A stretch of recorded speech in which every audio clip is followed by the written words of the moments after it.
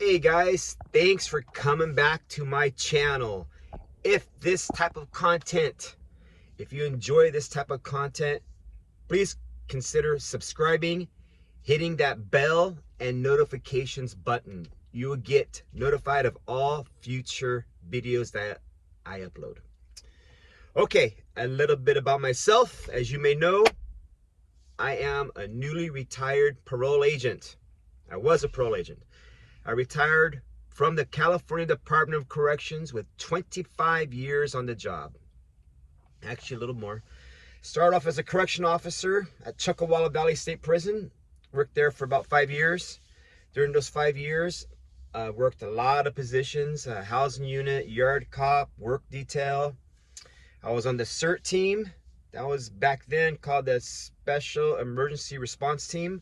They probably have changed it now. I was on there for about a year. I was a PTM, a potential team member. Was a counselor for the last 6 months, me working there. And then I promoted to parole agent. I worked a lot of positions, including the Pasadena area, Los Angeles area, Van Nuys area, and finished off at the Riverside County area, where I supervised all sex offenders. I also supervised a whole female caseload and second striker, and everybody had gang members on the case, so it's all the same. A few lifers, a lot of lifers actually during the past. So this segment is for agents and for parolees, if you're watching this too, correctional officers who aspire to be an agent. Something to think about. How would you supervise a parolee who is trying to go back to jail, but due to the weak laws and the way the parole outlook is going, the direction is going, you can't lock up? How do you supervise that type of parolee? Well, there's different ways, different tactics. I'll tell you what worked for me, and I learned this from another agent many years ago, is try not to lock them up. You continue them on parole, which is COP, do the paper violation, and keep them on those streets. Of course, if it's super serious, now how the laws, how parole works now is, if they have an open charge from the county, we have to release the hold anyhow. So other than that, it's just a technical violation, drug use, curfew. Because if it's anything serious, he would have been arrested.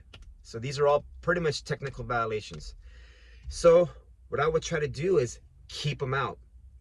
Keep them on the streets as long as possible. Keep them in that program, or if they're transient, keep them out, or you burn them out. That's what I did. That's what I always try to do. And it worked, because sooner or later, these parolees, these guys on parole, they would do something serious enough to catch an open case.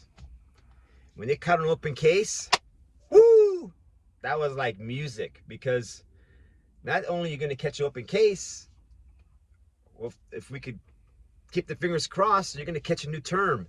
Back to state prison you go. Ultimately, these guys love it. I had a guy right before I retired. I'd never met him, just in jail.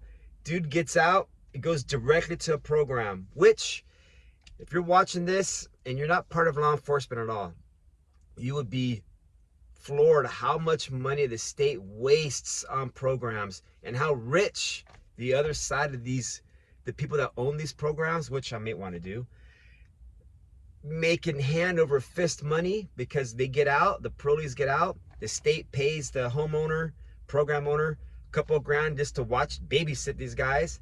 This guy, he made it like 3 days at the program. I think he paroled on a Friday.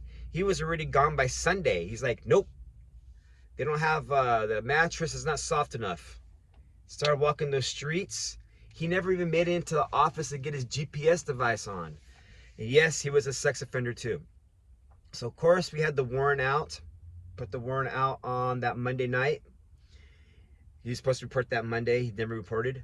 And He was arrested by Thursday. So I had to interview him before the report was due, like by that Tuesday. And it's just a headache as an agent. You're like, man, this guy's just a headache. And see what's going on with him. Of course, when I interviewed him, he's like, yeah, I'm going back to state prison. I was like, okay. And I didn't have the report yet. Of course, what happened with this guy is he smashed in like a one of those postal annex places. They had a vending machine. And I guess he was hungry. He wanted those snacks behind the vending machine. So he broke the window, busted in there, got all the snacks, and was just waiting out for the cops to arrest him. And his statement was that he was hungry. Middle of the night. Yes, he did go back to state prison, and that was a good case because I had him for like all of like about 2 weeks, and he took that first deal they offered him. He was back.